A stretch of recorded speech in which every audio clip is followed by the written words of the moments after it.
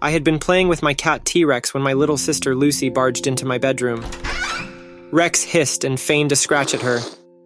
He didn't like Lucy for some reason, and so she didn't care for him either. "Come to the garage and see what we got," she said excitedly. "Can't you just tell me what it is?" I replied, annoyed at being bothered. "Just come see," she said as she retreated back into the hall. Her tiny feet padded down the steps. "And hurry up," she added. My father was away on business, and in the spot where his car normally sat were 2 wooden crates, each the size of a refrigerator. They had just arrived by flatbed, straight out of the blue. Mother said they were from the estate of her great-aunt Lydia, who had apparently passed away a few days prior. I had never even heard of her, and Mother said she had only met her once when she was Lucy's age. We helped Mom dig through the crates, separating the antiques from the stacks of old books and pictures and the shocking amount of 1920s-era ashtrays. Lucy was the first to spot a large latched box made of polished ebony. Look! The front of the box was semi-transparent, a fancy lattice work of 6-point stars and hexagons. Inside the box was a nearly life-size doll, maybe only an inch or 2 shorter than Lucy. He was dressed in a princely satin blue suit with white silk boots, and he came with a real violin. The face was angelic, but there was something off about the eyes. They seemed too alive, uncanny, sad, but also hateful somehow. I remember Mom had gasped, and her eyes grew wide. She recalled the first time she had seen those eyes, and how she too found them unsettling. Mother told us that growing up, she had always heard whispers of a mysterious Aunt Lydia, and one summer, after years of silence, she had reached out to various family members and practically begged them to visit. Mother's parents had warned her not to ask too many questions, as she often did, that Aunt Lydia's husband and 2 children had died tragically, years ago, in an accidental fire. She had lived in a perpetual state of mourning ever since, so Mother should be careful not to upset her. Aunt Lydia's husband had come from great wealth, and Mother remembered that when they arrived at her home, she had been in complete awe. She had never seen a house so big. It was a 3-story Victorian-style mansion, shared only by a butler and 2 maids. Mom said she had barely been able to contain her excitement as the family entered the home's rotunda, with its winding staircase and crystal chandeliers. Aunt Lydia had seemed old even then. A tall, thin woman, imposing but graceful. Her face was sharp and gaunt as if it had been carved from granite, and she seemed to hover above the floor in her black tulle dress and long black gloves. Mother said she had run from room to room, and each was like its own little museum, with its own unique theme. She had thought the rooms would never end. Finally, she reached the last room at the end of the 3rd-floor hallway. It was a children's playroom, and everything in the room was miniature size. It was obvious that the maids cleaned the other rooms daily, but this one had a stale odor and was covered in dust and cobwebs. Then she remembered being startled by a boy in the corner of the room, peering out at her from the same ebony case. For a moment she had thought it was a real child. The eyes had seemed to study her as she approached. She had been curious what kind of doll it was to seem so alive. She unlatched the case to search the doll for a brand label, and she said she had this irrational fear that it was going to turn its head and bite her hand. Inside the doll's coat, stitched in black thread, was the name, Little Lord Felix. Then she remembered hearing sharp footsteps rapidly ascending the 3rd-floor stairs, then Aunt Lydia calling for her anxiously, "Impetuous child, where have you gone?" Mother said that when she turned to leave the room, she was certain that Little Lord Felix had lunged from the box at her. The doll crashed to the floor just as her aunt entered the room, and she scolded her for being careless with things that didn't belong to her. Aunt Lydia set the doll upright again in the case and latched it shut, then escorted my mother back downstairs. She was made to sit with her cousins in a dull parlor room. They all sat there, bored to death, in front of a large empty fireplace, blackened from years of use. Her oldest cousin Martin ran a finger through the soot, then told them that the reason Aunt Lydia wore long black gloves was because her arms had been very badly burned. Her husband had gone mad one cold winter night and held their son and daughter's heads in that very fireplace until they had died. Then he had stuck his own head in the fire. Aunt Lydia had awoken to the screaming, but by the time she made it to the parlor, it was too late. She burned her arms pulling the children from the fire. There had been nothing left of their heads but a smoldering knot the size of a fist. Mother studied the back of the box. There's an inscription. It says, "From Mummy to my beloved Frederick and darling Heidi." "Those were Aunt Lydia's children," she gasped again. And here on the top it says, "If little Lord Felix is ever a naughty boy, simply return him to this box and turn the key. He'll rest until you're ready to play again." Mom and I both agreed the doll was creepy, but Lucy went on and on about how cute it was, so Mom let her have it. Lucy removed little Lord Felix from his case, which she left in the garage. Then she proudly displayed the doll upon her dresser. That night, shortly after I'd fallen asleep, I was awoken by the sound of Lucy running down the hall, screaming her head off. I followed the noise to my parents' room at the end of the hall. Lucy was clinging to my mother and hyperventilating. I tried to help to calm her down so she could tell us what was the matter. She finally caught her breath enough to tell us that she had woken up in the middle of the night to the sound of someone giggling. She had turned to look at little Lord Felix, and he seemed to be staring at her. As she moved to the other side of the bed, she said his eyes followed her. When she reached to turn on the bedside lamp, Lord Felix leapt onto the bed. She slipped out of her sheets and tried to run, but the doll jumped onto her back. That's when she grabbed him by his hair and flung him into the closet and then ran in here. Mom chided herself for putting ideas in our head with her stories about Aunt Lydia's house and the doll. "Sweetie, I think you just had a nightmare. Why don't you sleep in here with me tonight?" Mom said. That was the invitation Lucy was hoping for, and she snuggled up next to Mom and pulled the covers up to her neck. As I returned to my room, I peeked into hers. The doll was on the dresser as it had been, bathed in the soft glow of the moon filtering in through the polyester curtains.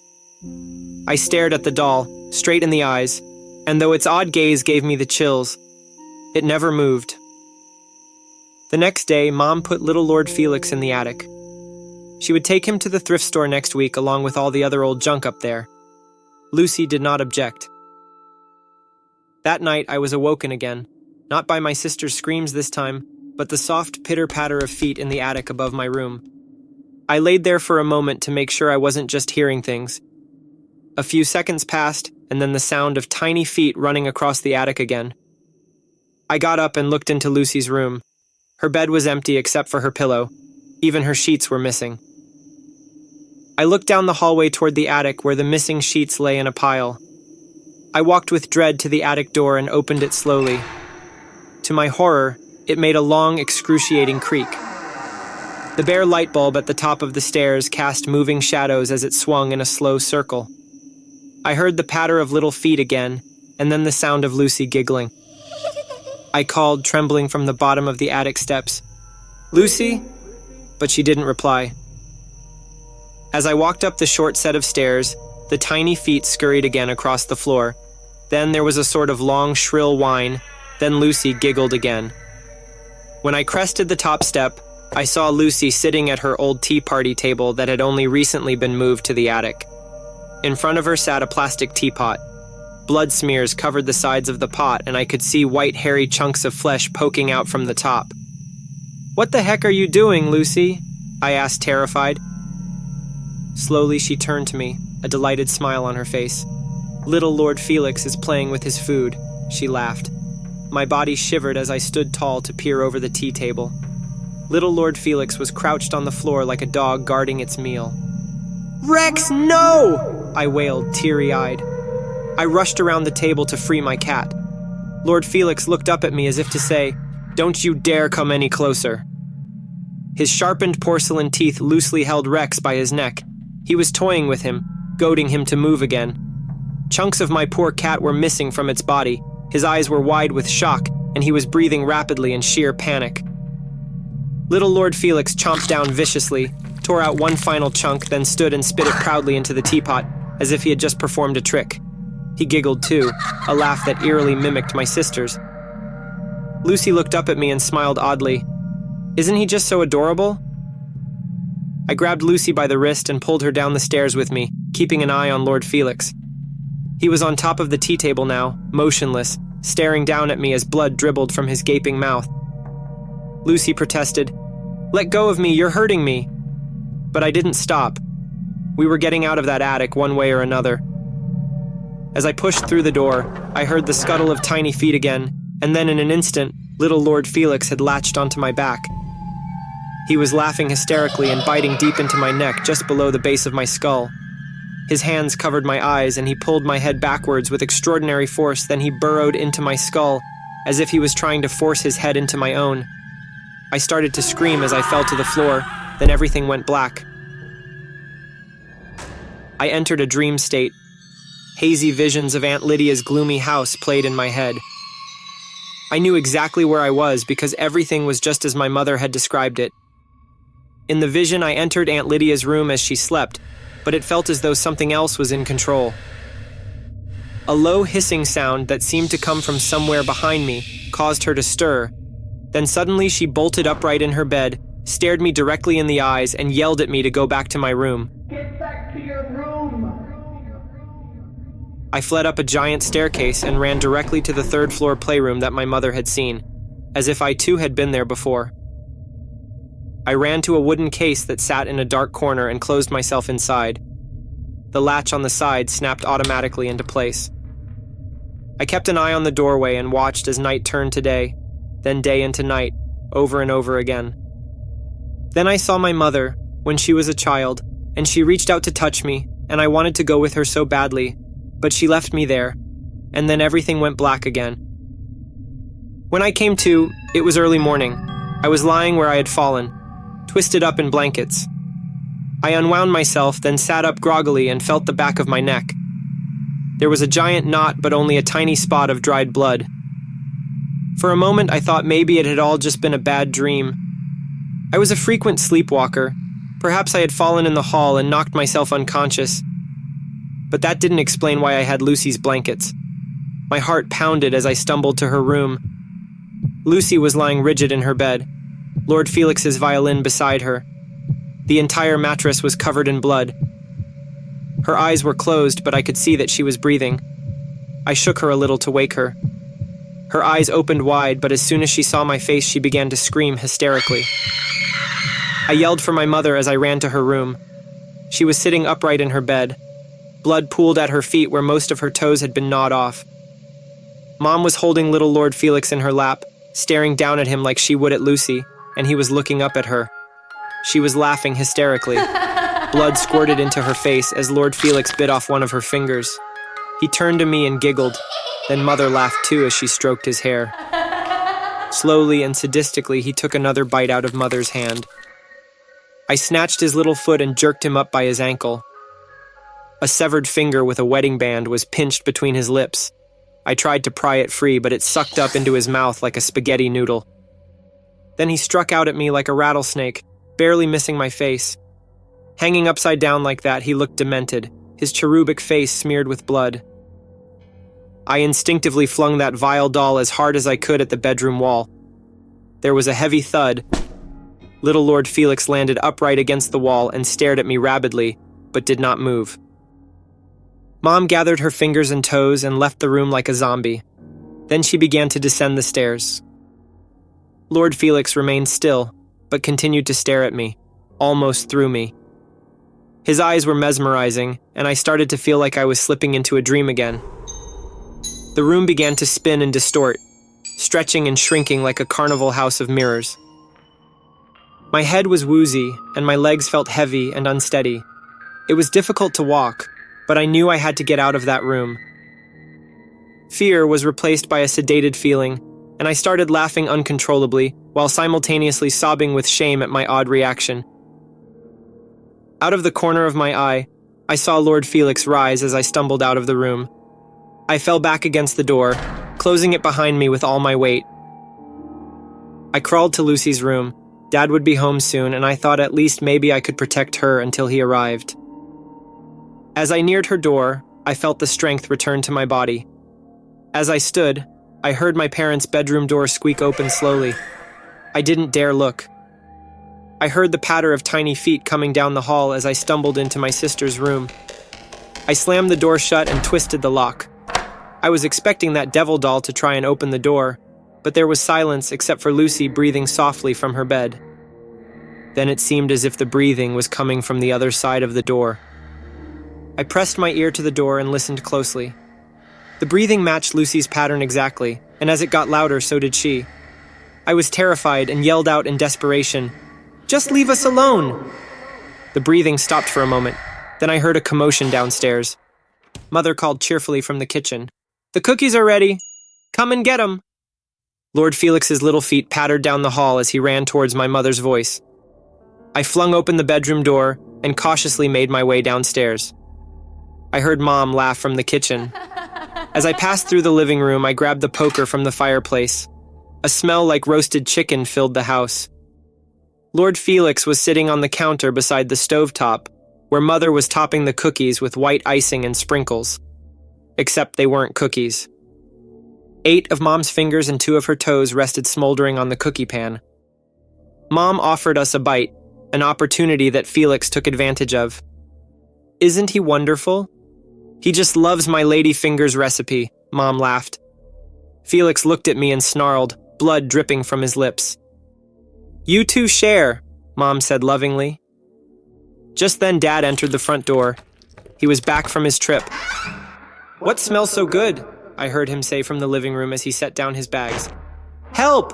We're in here!" I yelled. Dad rushed to the kitchen. He was surely shocked at the scene in front of him. He looked at me holding the poker and Mom with her bloody hands and feet. "What the hell's going on?" he yelled, obviously confused. Lord Felix leapt at him from the countertop and latched onto his inner thigh with his razor-sharp teeth. Dad roared, mortified, as he ripped Felix from his leg along with a large chunk of his own flesh. He swung the doll against the floor several times, but it just giggled maniacally. Little Lord Felix hissed, and Dad let go of his foot and stepped back a little, trying to recompose himself. The doll was in the floor between us, on all fours, and he grunted with frustration as he looked at Dad, then slowly turned to look at me standing behind him. He looked back at Dad again like he wasn't sure who he wanted to attack first. Before he could turn back to me, I sunk the poker deep into his tiny back. He flailed around and wailed like a banshee, then he tried in vain to bite at the poker. Dad ran over to the oven, which was still at 350 degrees, and he opened it up and yelled for me to throw him in. Felix was impaled on the poker, and as I lifted him into the air, he squirmed around like a bug held by its wings. I shoved him into the oven, poker and all, then Dad shut the door and turned it to broil. The oven door wouldn't shut completely with the poker inside, so I helped Dad hold it shut. Little Lord Felix thrashed around inside, squealing like a stuck pig for several minutes. Then suddenly all movement stopped and smoke began to billow out of the oven, quickly filling the entire kitchen and setting the smoke alarm off. Dad turned off the oven and told me to grab the extinguisher from under the sink. He opened the oven door just enough for me to spray inside. We both turned as Mother began to cough, and she asked groggily, "What's going on?" She seemed to be coming out of whatever strange hypnosis she had been under. She looked down at her bloodied hands and feet. Then it was as if she remembered everything, and she screamed frantically, "Lucy!" and hobbled as quickly as she could towards the stairs. Dad pulled the poker from the oven, scraping it against the door so that whatever was still on the other end would remain inside. He swatted the alarm with the poker until it stopped beeping. Then he looked at me as serious as he ever had. "I'm going to check on your mother and sister. You get rid of this damned thing. Put it somewhere it can't get out." Then he rushed out of the kitchen and up the stairs. I remembered Lord Felix's case in the garage and the inscription it had. I wedged a kitchen chair against the oven door to hold it shut, then ran to retrieve the case from the garage. As I gathered the ebony case, I heard the chair crash to the floor in the kitchen. I ran back as fast as I could. Little Lord Felix was pushing his way out of the oven. His face was melted grotesquely, and his hair was singed and smoking, but the eyes were still mesmerizing. He stared at me deeply for a moment, then at the box. "Oh, please don't put me in that dreadful thing. I promise I won't be a naughty boy." He giggled mischievously, and it sounded like he was inside my head. A sudden noise startled me, a noise like leaking air. Then I realized it was the sound of my own voice laughing.